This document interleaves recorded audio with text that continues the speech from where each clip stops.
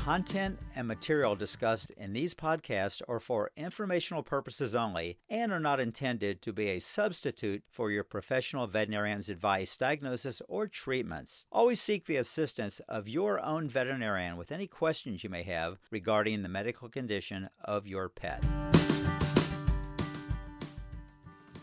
Excuse me, are you in the know? This is a Noman.co production.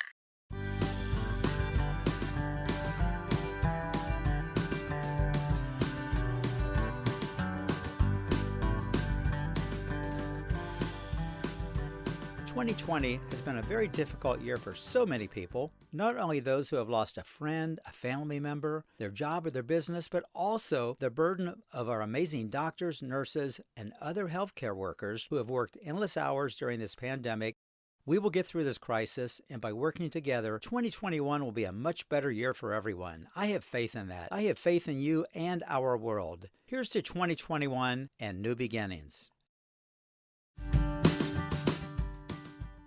Hello, and thank you for joining me for today's podcast on Talking Pets with Dr. Gary Clemens. It's the season of giving, so I wanted to share with you some of the stories about my trips to Mexico. I hope I will inspire you to find a passion to give of your time to those in need, especially now with so much unemployment and people suffering from COVID.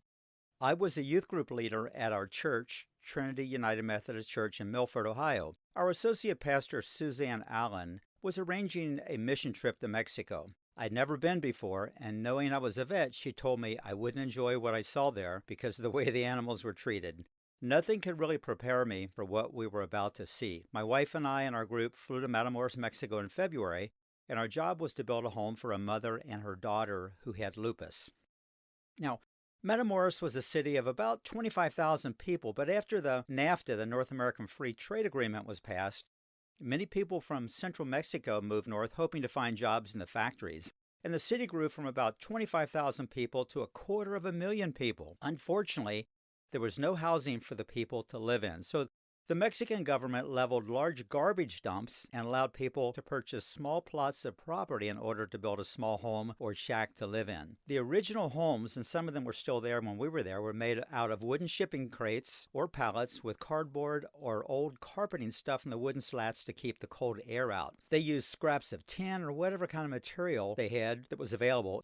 The buildings had no plumbing, no heat, and dirt floors. People had outhouses for bathrooms. There were no paved streets, no sewers, little running water. And when we went there, it had been raining for several weeks. The mud was terrible. It was almost up to our knees. The people actually laid boards down along the side so they could walk without sinking into the mud. Every time it rained, the streets became a sloppy mess. The mud was about a foot deep. We went to Walmart and bought boots just to keep our shoes on while we were walking. But in spite of this, the people living there were always very cheerful and friendly. The women were always washing clothes outside in tubs and hanging them on clotheslines. They cooked in outdoor stoves with wood. They also had to walk long distances to fill up jugs to bring water back to their homes. But the children were always thrilled when we brought them soccer balls or toys to play with. As we were building this small one-room home for the woman and her daughter, I soon became aware of the emaciated, pathetic dogs everywhere. I could hear a puppy crying and became very distracted from what we were doing building the home. I finally couldn't take it any longer and decided I had to investigate the crying puppy. I followed the crying and found a very small, cold puppy about 10 weeks old tied on a short rope by the back of a home. There was no water or food set out for this little pup. I knocked on the door, but no one answered. I took water and food for my lunch and gave it to the starving puppy, who ate it ravenously. Each day I did the same thing, never seeing the owner. When I see neglect like this, I felt like stealing the puppy, but that would have caused problems with our group. I really felt terrible leaving that little creature there, often wondering what became of it. The dogs were not treated very well. Some were tied up on short chains, most with no dog houses, or simply roaming around. Most of the dogs spent the entire day scratching because they had severe skin disease and very little hair. It was apparent most of them probably had a condition called sarcoptic mange with a secondary bacterial infection. When dogs have sarcoptic mange, also called scabies, which most of the dogs in Mexico have, they had the most intense itch, need to scratch due to the mange mites burrowing into their skin, causing this intense itching. Eventually, the skin becomes very thickened and raw, and the hair is rubbed or chewed away. Most dogs develop a secondary bacterial infection, which also causes the dogs to scratch and itch even more, often leaving large, open sores on the skin. Many dogs in Mexico had mange mite lesions covering their entire bodies. Dogs in the U.S. rarely have such severe infections because their owners usually take them to the vet before they get so bad. Scabies mites are passed by direct contact from one dog to another, and it's fairly common in the red and gray fox population here in the U.S. When owned dogs first get scabies, they usually have scabs on their ear tips and elbows, and sometimes they have pustules on their underside. Another mite is the demodectic mange mite, which is passed on from the mother dog to her pups. It's not a contagious mite. The lesions are usually small, focal areas of thinning hair on the face or head. This condition is often self-limiting or requires minimal treatment, but occasionally it can cover a dog's entire body, especially in those immunosuppressed or older animals. Some of the dogs probably had demodex, but the majority had the sarcoptic mange mite. It was obvious most dogs were not treated as pets. Rather, they were used to warn their owners of intruders or just simply left to roam in search of their next meal. It seemed every female dog was either pregnant or already had puppies, most of which probably died because of internal parasites or malnutrition. Needless to say, I was heartbroken, not being able to help any of them. It was very difficult to keep my mind on the construction job we'd come to perform. All I could think of was how I could help these sweet, sad, neglected animals on our next mission trip. After the first trip to Matamoros, my personal mission was to provide some relief for those neglected dogs. My plan was to provide medication to kill the mange mites and to vaccinate the dogs against rabies, distemper, and several other diseases. I purchased an injectable cattle wormer called ivermectin, which could be given by mouth with a syringe to kill the mange mites and other internal parasites of the intestines, such as hookworms and roundworms. I had a friend that could speak and read Spanish, and he wrote directions for me describing how to give follow-up doses of the ivermectin. I had a local print shop print those directions on business-size envelopes, and two of the companies that we purchased products from for Milford Animal Hospital donated vaccines and syringes, but I purchased oral dosing syringes for the ivermectin mange medicine. People that know me well are aware that I have a mischievous streak. I had already been to Matamoros several times, and the first time you arrive at the colonias where the people live, you are struck with the living conditions of the residents. No paved streets, small ramshackle homes, garbage and plastic shopping bags everywhere. Dogs running loose on every street, and male dogs breeding female dogs is a common occurrence. If you've witnessed this event, when dogs breed and the act is over, the two dogs don't just separate and go their own separate ways. The male and female dog's anatomy is such that they remain attached to each other for up to 10 minutes following copulation, and the male dog often steps over the female dog and they end up facing in opposite directions with their rear ends touching each other. Well, on one particular mission trip, one of our adult male church members joined us for the first time. As we left downtown Matamoros and entered the colonias, this individual, I won't use his real name, but I'll call him Bob, was awestruck at the overwhelming sights. As we turned the corner, in the middle of the street were two large dogs that had just finished breeding in opposite directions with their rear ends stuck together. Apparently Bob had never seen dogs mate. He said, "Why are those two dogs stuck together?" I told him, I said, "There's some very mean teenage boys in the neighborhood who think it's very funny to superglue dogs' rear ends together." He then asked what happens to the dogs because they both seem to want to go in different directions. I told him eventually they have to learn to go in the same direction. Nobody in the van with us let on what was really happening, but every single day when we took our lunch break, Bob would continue asking me why those mean kids would do something like that. And I would say they were just not nice kids. Finally, on the last day we were in Matamoros, I told Bob the truth, and we all had a good laugh, including Bob. I still see Bob. He has a business here in Milford. Larry Cox ran the mission called Juntos Servísimos in Matamoros. Larry is a true saint. He worked for a large corporation in the U.S. and went on a mission trip to Mexico. He was so struck by the poor living conditions and the need to want to help that he left his job, cashed out his 401k savings, and felt God wanted him to help those in need. He first purchased a small plot of land and built a small structure where he could provide food and care for many of the down-and-out homeless residents of Matamoros. Each year, he would purchase a little more land and enlarge the buildings that he had. When residents of Mexico don't have medical insurance and have severe medical conditions, they receive limited care in the medical system and are turned loose to fend for themselves. Also, when children are not performing well in school, they are asked not to come back and are left with little, if any, education. At Casa Bougainvillea, Larry's mission in the colonias, he and Dr. Nancy Rodriguez provided the medical care for those in need, whether it was a wheelchair, medical, or nursing care. They also provided meals for those in need, as well as working with the children's educational needs. Every year when we went there, Larry had purchased a little more land and would enlarge his buildings. Various church groups like ours would visit Casa Bougainvillea, providing money and manpower to build more homes for the neediest residents. One member of our group, but not a member of our church, was Dr. David Franz, a world-renowned pediatric neurologist from Children's Hospital in Cincinnati.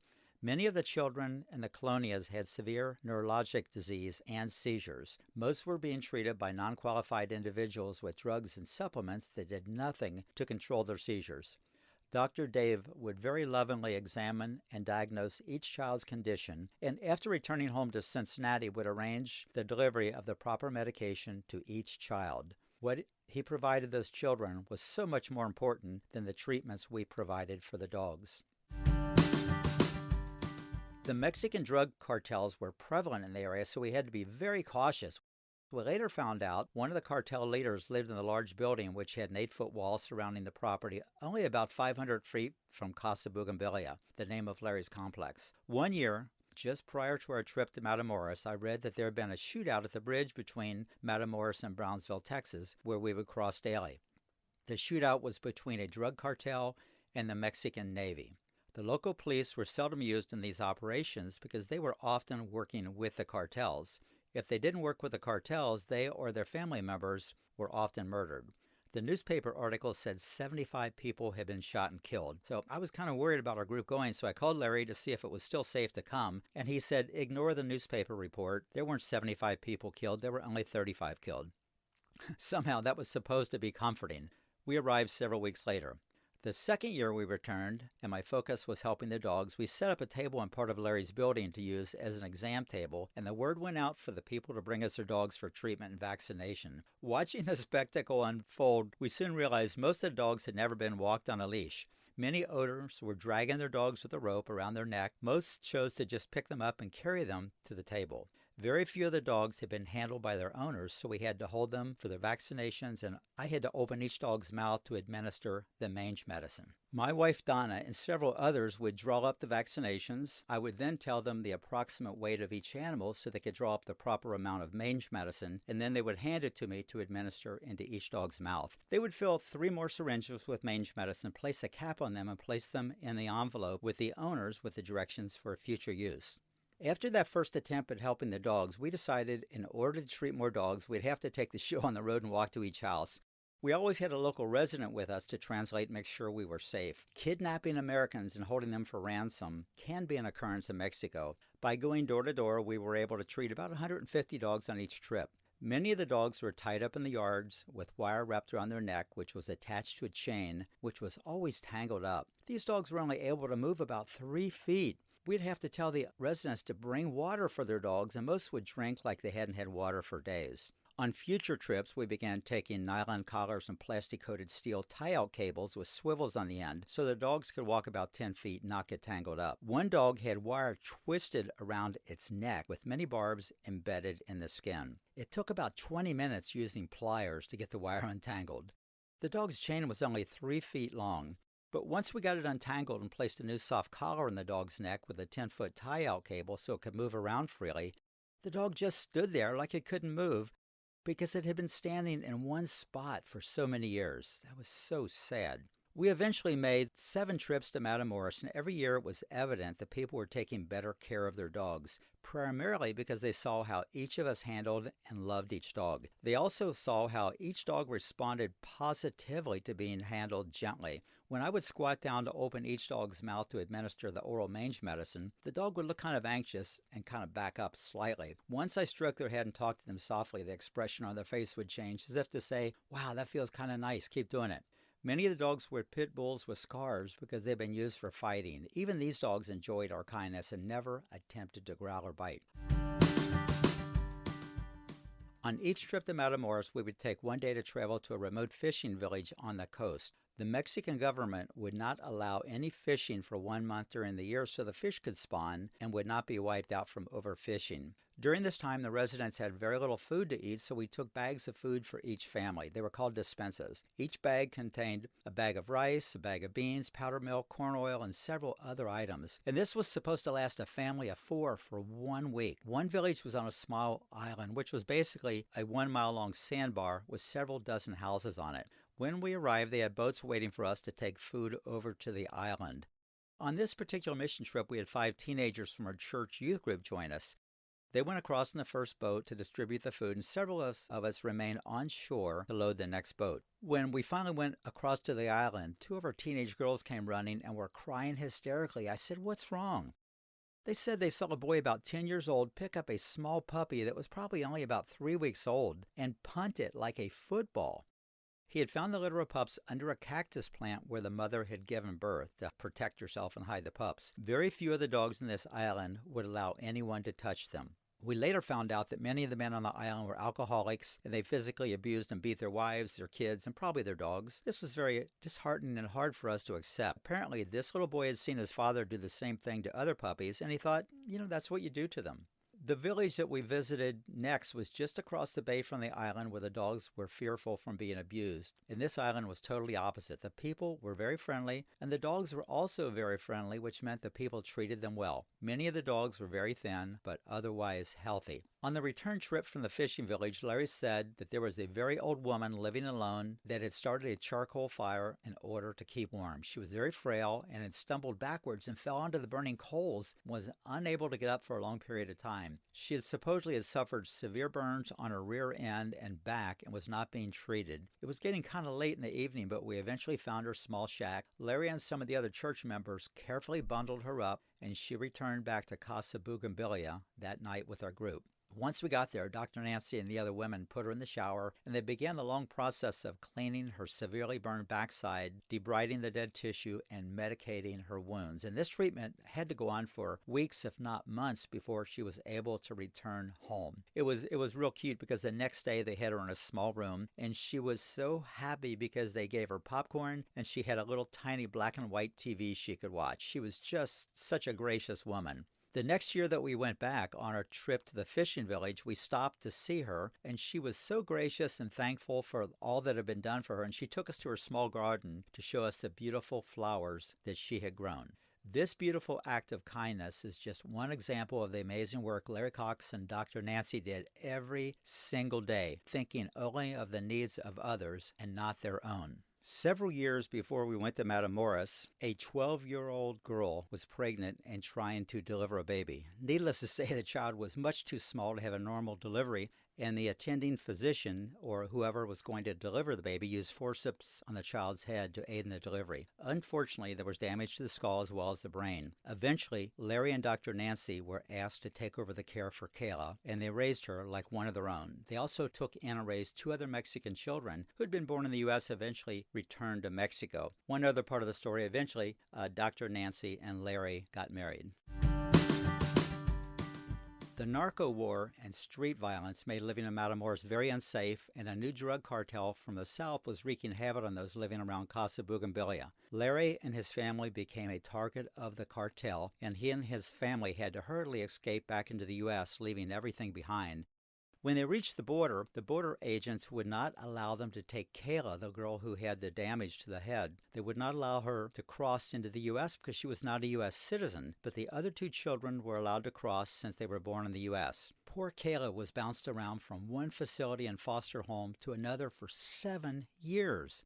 Larry spent those agonizing 7 years doing everything he could to get Kayla back to the only family she had ever known. Finally, he received a call from where she was being kept in California 7 years later, asking if he wanted to take custody of her because due to her age, she was no longer able to be a ward of the state. Kayla was finally returned after 7 years with severe emotional problems, but back with the only family she had ever known. It really saddened all of us not to be able to return to Matamoros to help the animals, especially since we were making such good progress teaching the residents how to care for and love their dogs. Larry said he doesn't think it'll ever be safe to return to Matamoros. He said when the new cartel came in, almost 20,000 residents left due to the violence caused by the new cartels. You can view some of the pictures of one of my 7 trips to Matamoros, Mexico on my Facebook page, Talking Pets with Dr. Gary Clemens. Helping others, demonstrated by Larry Cox and Dr. Nancy, was something very few people would ever consider doing. Such selfless acts of kindness and giving are very rarely demonstrated. My heartfelt thanks and prayers go out to Larry and his family for all they've done to others. I encourage everyone listening to my podcast to consider volunteering for some type of mission service. It could be going on a mission trip or volunteering at a soup kitchen or a food pantry. Maybe you could mentor a child or become a big brother or big sister to a child. You can volunteer at a local animal shelter or no-kill shelter, walking dogs, helping to socialize dogs and cats so they can become more adoptable. You could donate towels, pet food, cat litter, or money. You will find that you'll receive much more in return than you give away. This past week, I started volunteering at the League for Animal Welfare and no-kill shelter in Claremont County and will be performing exams as well as spaying and neutering dogs and cats. Please consider stepping out of your boat this next year, and you too will be blessed just like Donna and I have been. I know my wife Donna and I reorganized our priorities and personal needs after seeing how some people can live in a 150 square foot shack with no indoor plumbing, often with 3 or more children, and still be able to smile and live their lives to the fullest. God bless you, and thank you for listening to this podcast. Thank you so much for joining me for today's podcast. I will post it on my Facebook page, Talking Pets with Dr. Gary Clemens. If you have questions about this podcast or suggestions about future podcasts, please post them there. So for now, I'm Dr. Gary Clemens. Please consider adopting your next pet from a rescue group or animal shelter. Spay and neuter your pets, and if God's willing, I'll be back soon with another podcast at Talking Pets with Dr. Gary Clemens. And for now, so long, love your pets with all the love they deserve, and have a blessed week.